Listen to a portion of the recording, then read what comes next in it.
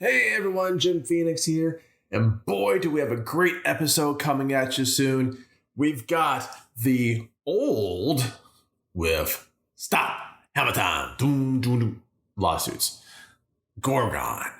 We've got the new with the Seventh Day, and from out of nowhere, or Canada and Poland, the rental, the borrowed, the shrine, all this and more on the next Streamin Demons hitting at you right now. Hey everyone, Jim Phoenix here, and welcome to another exciting episode of Streamin Demons, along with my forever co-host, Voodoo Priestess. Say hello. Hello. And our special guest, Xander. Say hi. Hello. And if you're new to Streamin Demons, you won't even know this is a running joke because I'm not going to say remember because I remember not to say remember because this is your first time. So if you're new to Streamin Demons, our premise is simple. We have one borrowed, which is rental, one new, and one old. It's old school time. It's chippity chops. And because I'm a very lazy person, we always let our guests go first. Xander, take it away. All righty. Well, I decided when you said to go old, I went old. And I figure if I'm going to bring in a movie and I'm going to bring in a heavy hitter, so I brought in a Hammer film. MC Hammer? I love MC Hammer. I used to watch the cartoon, actually. He had the cartoon. The pants. Even the pants in the cartoon. I love the pants. Yeah.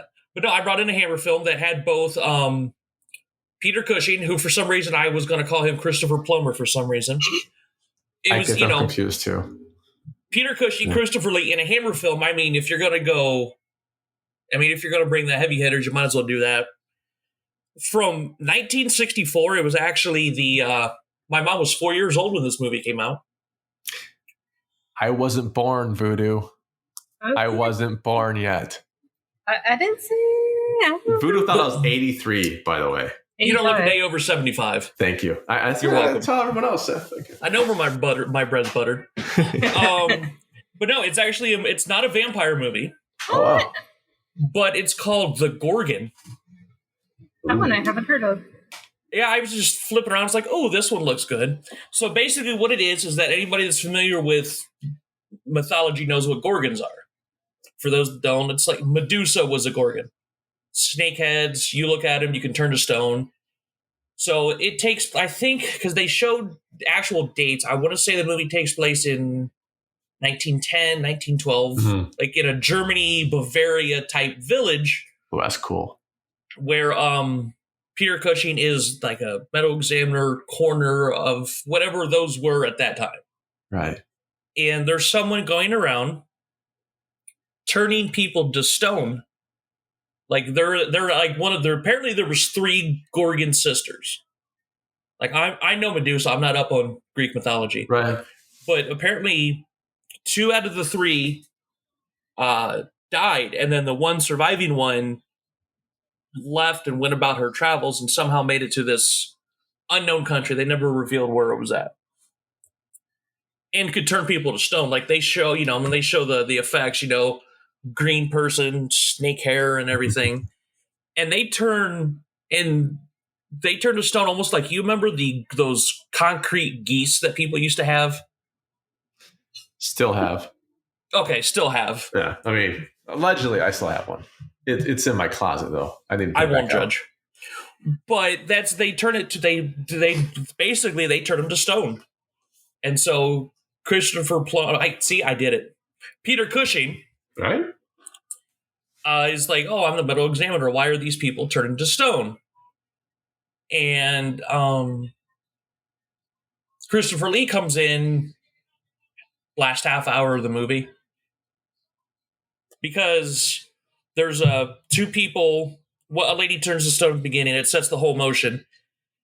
Her fiance, who offs himself for some reason, his dad comes in, falls victim. So the guy's brother comes in, and this is a short movie. It's like an hour and a half. There's a lot that goes on. He wants to figure out why all this happened because they're hiding secrets. Like, why are they doing this? And everybody's kind of cold feet. That's and cool. Has to figure out. And Christopher Lee comes in half hour before the end of the movie, oh, I'm like the professor or somebody of the gentleman investigating. I came because I'm Professor McGuffin. Basically, yeah. How are you today? Honestly, with a wig, by the way. Christopher Lee's got this nice looking wig.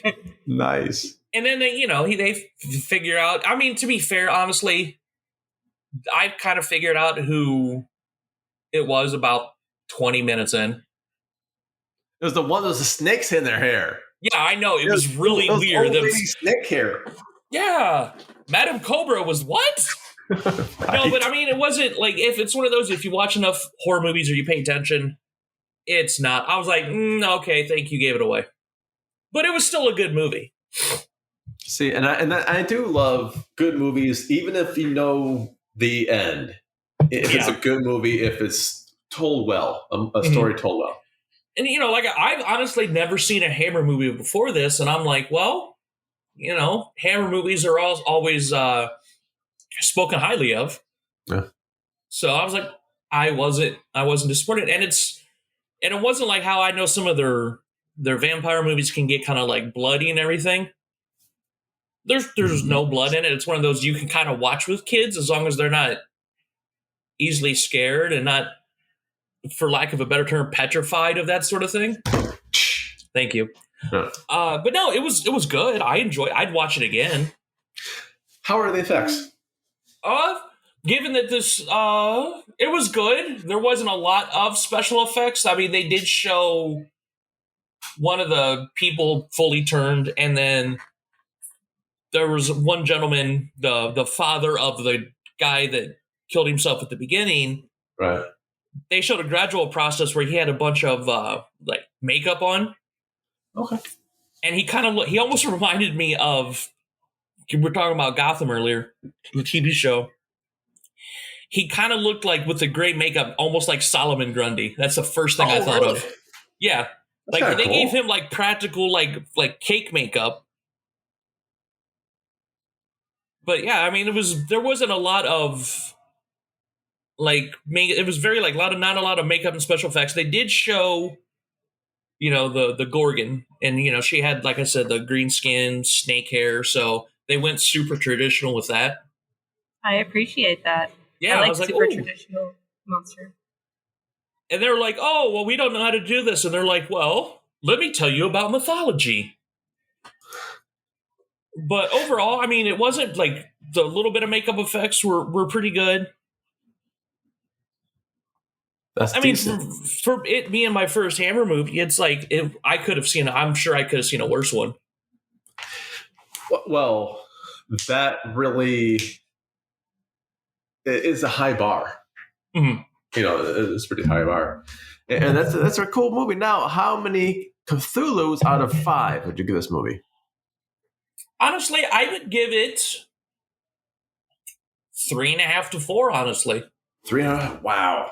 The main problem I had with it, like, Hammer knows how to make the gothic horror, and they didn't shy away from the way they shoot gothic horror movies.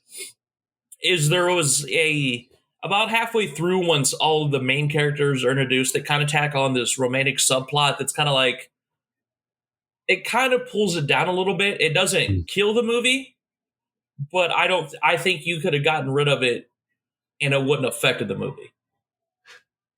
See, unlike Dracula, the original, where the romantic subplot really drives the movie, this one sort of detracts from a little bit, but not enough to pull it down. Yeah. Okay. No, that's fair. But I think to me, that was the biggest drawback. Other than that, everything else was like, oh, okay, I can.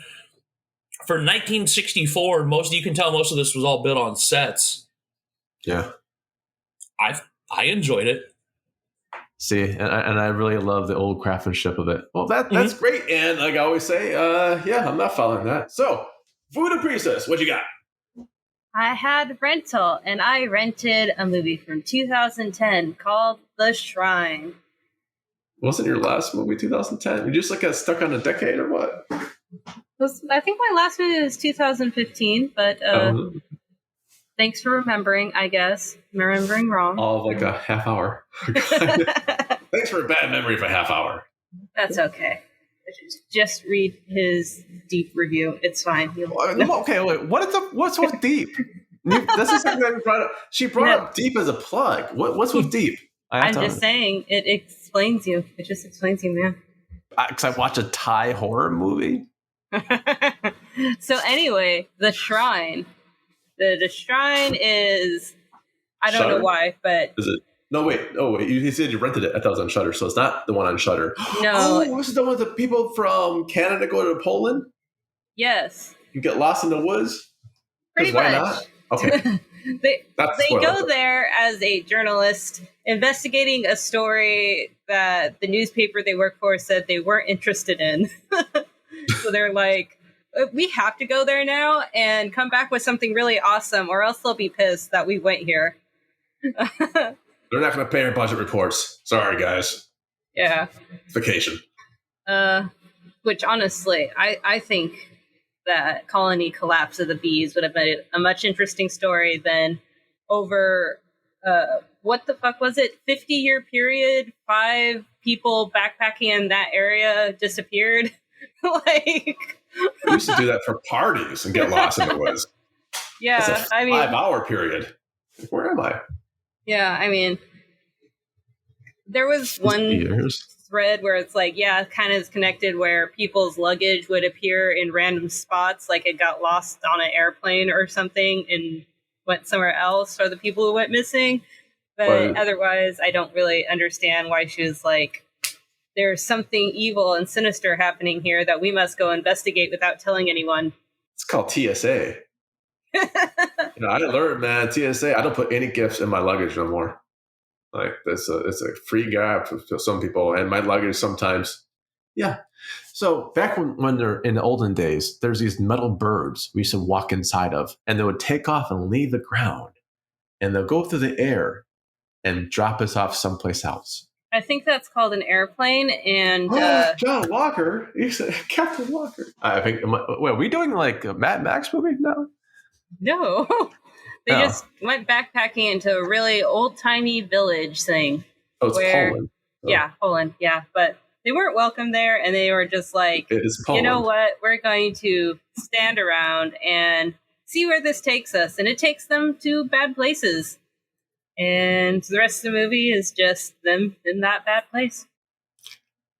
I'm avoiding a lot of Eastern European humor right now. So I'm proud of myself.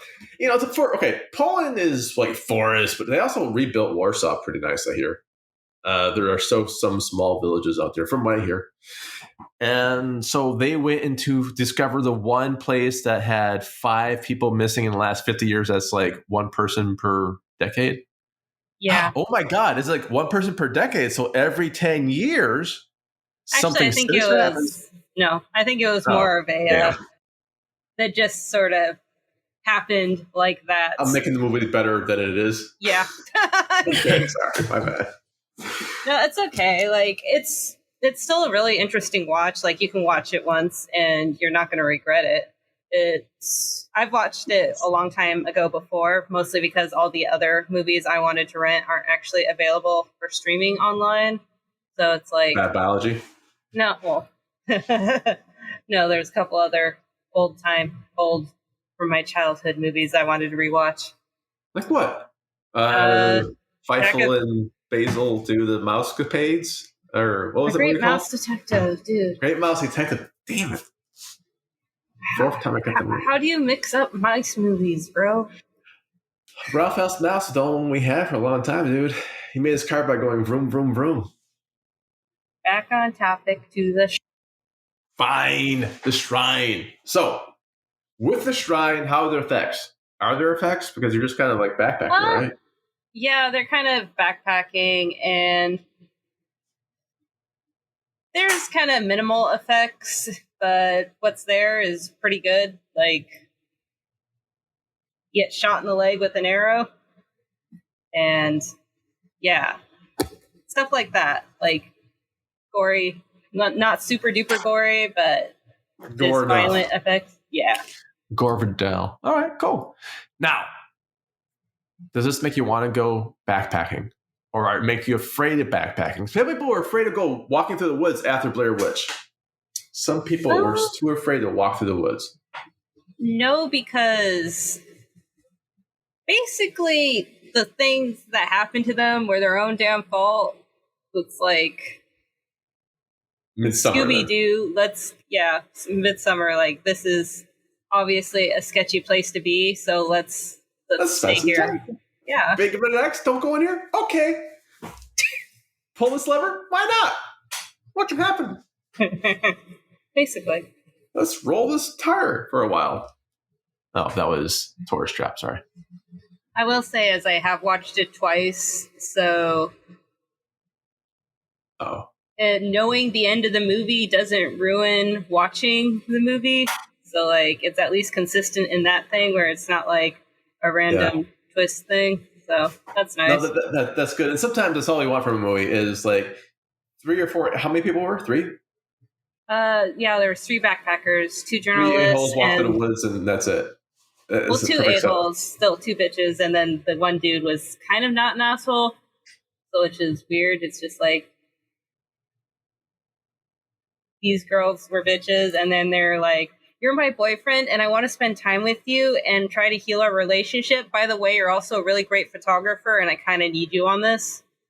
Oh, come with my other friend, because that's how we're going to spend time together with more people, and definitely not murder mystery. Yeah. Okay, so you watched this one, so I'm guessing it's above a 3 Cthulhu. How many Cthulhus do you give it? Probably 3.5. 3.5. Damn. Okay, that's not bad. That's much better than most of your movies. I dig it. Yeah. So that leaves that was your rental. Yeah, I understand what you mean about the rental, because I was going to rent something else today. I was going to rent The Unholy, and then I remembered you already did The Unholy. So I'm like, damn, I can't watch that one. And I was going to do Spiral. And I remember Anastasia did Spiral. I'm like, son of a bitch. Like, everyone's like renting these movies I wanted to watch, and I'm too lazy to do them. Otherwise, I just want to watch and cover them, I guess. So I've got the new, and Netflix bailed me out. The Seventh Day on Netflix. And this is with Guy Pearce, and believe it or not, yes, a little bitsies, Keith David's in it. All right, good old buddy Keith David's in this one. It is, okay. The log line is this from IMDb. A renowned exorcist who teams up with a rookie priest for his first day of training. As they plunge deeper into hell on earth, the lines between good and evil blur, and their own demons emerge. So, this is something coming from Justin Lang. He wrote and directed it. The acting is phenomenal. From it's Guy Pearce and Keith David's in it, and Valhir Derbez is in it, and Stephen Lang's in it. So all these great people are in it. Solid, straight out solid. Now the writing's clever. I do like the setups. I do like things. The true log line for the movie could be Guy Pearce drives around a young priest for half a movie. I'm pretty sure he's just like a chauffeur for most of the movie.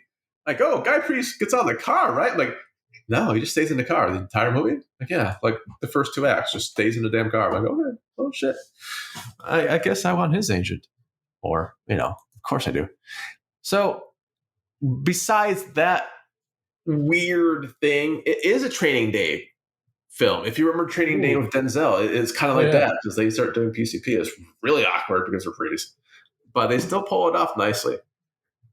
Here is the term. It's an R, and it earns this R, not for nudity, but it earns the R in blood, guts, and ass. Ooh. It is kind of cool. It sets it up. It works. This is what maybe Conjuring 3 could have been in direction-wise if Conjuring 3 didn't have 15 other subplots. Talking about different subplots. Oh, my God. Conjuring 3. Too many of them. But it has that same feel and vibe. I won't give anything away. Act 3 kind of warbles. In Act 3. It's not like oh, my God, I can't believe. No, you believe it. There's a lot of suspension of disbelief that needs to be done. And Act 3 was kind of, let's say all too coincidental for Act 3. Yeah. But still, would I watch it again? No, not really. To be honest, no. Would I watch a sequel? God, probably not. You know? But you know what? I don't think anyone's asked me to watch it again or do a sequel. It's a good thing. It's pulled up on its acting. I mean, if they had different actors, it probably wouldn't work. But it's actually pulled up by its acting. It's slick. It's nice.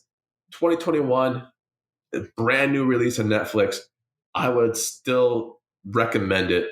Go check it out if you haven't seen it before. It's nice to see Guy Pearce. Wow, Guy Pearce as a priest. I wanted to say, because we've seen him in other roles before, and he's always really well done. There is a scene that is almost jump scare. I think that's kind of what the horror level is. Almost jump scare horror. Where they get to the jump scare. You know they're trying to do a jump scare, but they don't commit to the jump scare. So it's kind of like, boo. Like, that is just awkward, bro. Yeah. It's not like the ruined orgasm like that one movie was. This is actually, they try it, but it's like, but it's still a good horror movie without it. I'm going to give this one, oh boy, because it is slick, it is casting, it is Keith David and Guy Pearce. And there's some really poignant, there are some really smart remarks, and there's really some smart stuff in there. Almost a 4.5. If I think Effect 3 would have went a different way, would have 4.5 this one. But 4 out of 5 Cthulhu's, that's my final answer. And with that, let's do some plugs. Xander, what do you want to plug? Well, I'm working on the process right now, but I'm going to be doing a long-form writing series called Horror Storic. Oh, Horror Story. Horror Story, and I got the titles mixed up because, I'm a professional. Where I'm going through, in the order that the movies were released, and going through every horror or horror-adjacent movie, starting with 1978, because Halloween came out in 78. And I'm looking through the list, and there's some, no pun intended, there's a murderer's row of movies that came out in 78. Attack of the Killer Tomatoes, Omen 2, Dawn of the Dead, I Spit on Your Grave came out this year. There's a lot of stuff. But anyways, and it's just like, I like deep dives. I always tell myself I'm Jeopardy smart. So it's like, hey, or here's some random obscure fact that, sure. And then to coincide with that, which is why I picked such an older movie. For those, like, if it's a good older movie that would work well with an episode I'm doing, or I'm having trouble getting a hold of a movie, I'm going to do something called Pre-Horror Story, where I talk about a movie that's pre-1978. Nice. So I'll figure out one of those. I'll always have something in the chamber. That sounds fantastic. Yeah, and then I also stream on Twitch. Woot. What's your handle on Twitch? It's the same for all my social medias. It's Xander, just like the guy from Buffy. What's Buffy? I know, right? We'll figure that out soon. And Snoot and me. Invictus, INVICTUS, all one word. Twitch, Twitter, Instagram that I rarely use. TikTok. Basically, same name for all the social medias. That's very cool. Now, I'm going to try to stump you a bit on your Jeopardy smart. You brought up Attack of the Killer Tomatoes. Now, not only was that a cool video game, by the way, if you haven't ever played that, I think it's for Atari video game, Attack of the Killer Tomatoes. Highly recommend it. Go back to the 80s and 90s when it still had Ataris and play it. But there was a movie that made me watch Attack of the Killer Tomato. Now, I'm not going to be fair to say which movie was that while saying anything else, but it was a date night movie. Okay. In the movie, these two people were having a date. All right. And they get out, they're watching Attack of the Killer Tomatoes, and they started singing Attack of the Killer. I don't know how much we can sing without giving away a lawsuit. So, what movie used that movie as a premise to bind their characters together? And then I'm pretty sure it was a kind of a horror-ish movie too. Okay, we'll see. Attack of the Killer Tomatoes came out in 78 because I got the list right here. Yep. So I know it's post 78. I'll give you another hint. They seen it in a retro theater. Was it The Blob? God, it might be. I actually don't know. That's what I was asking. I was just like, he's like, sure, you win. Yay. Maybe? I don't know. Well, I was thinking because The Blob was in the 80s. It really might have been because I remember it's like a horror-ish movie, and the couple was having a date night, and they were singing that song. I was like, oh, let's watch this. Huh. I'll have to watch The Blob. I'll write that down just like in case. Because I'm trying to think. Well, it wouldn't have been Popcorn because Popcorn was original movies. There was an obscure slasher movie. Popcorn, banana splits. It was a movie about a movie like an all-night movie marathon at a theater, and they started offing people. The killer starts killing people at the movie theater while the movie marathon's going on. That's almost like that one. Good luck finding a copy that's not super expensive if you can find a copy. No, just my old friend, my time machine in my mind. I'll just go back to the time when I watched it once. There we go. I never remember it anyways. But that's kind of cool. Okay, Voodoo Priestess, what do you want to plug that's in your house? I'm guessing. What makes you think it's in my house? I don't know because the last 12 plugs were like, this is a pencil. Yeah. Yeah. Oh, here you gosh. go. Even Vendetta. Yeah. That's Moore and David Lloyd. You did it. Yeah, well, I remember when I first read it, it was like while Trump was president. And there's this great thing in here where their slogan is "Make Britain Great Again." So that was funny. Most people who've seen that or read it, okay, it's not too much of a spoiler. If you've seen the movie, read the book. It's actually better than the movie. Yeah. And it kind of explains why she's out there. And it's not just to say hello. He's a hooker. Yeah, but I think they want to make it more sympathetic in the movie. So that's a great plug. Cool. And again, and thank you, David Lloyd, for my sketching. Fully endorse that one. My plug is going to be Man Under Table, and this is a screener I got from Arrow.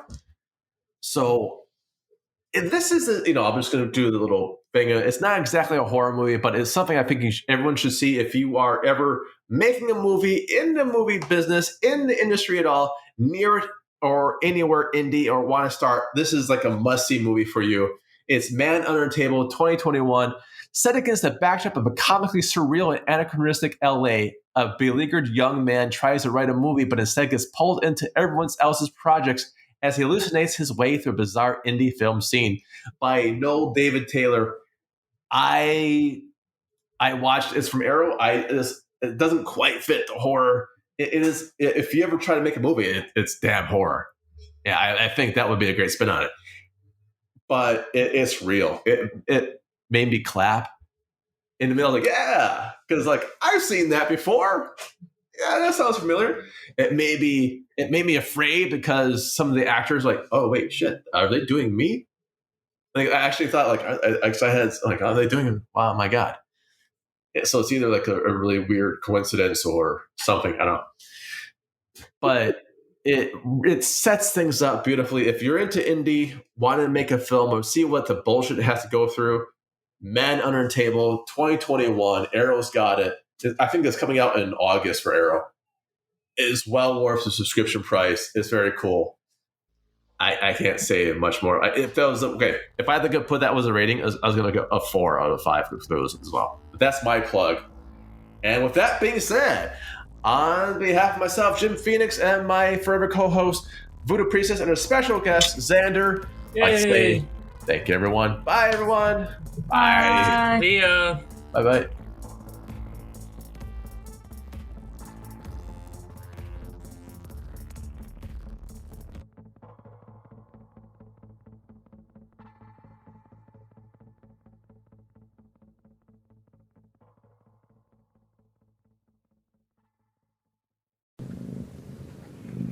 I hear a cat.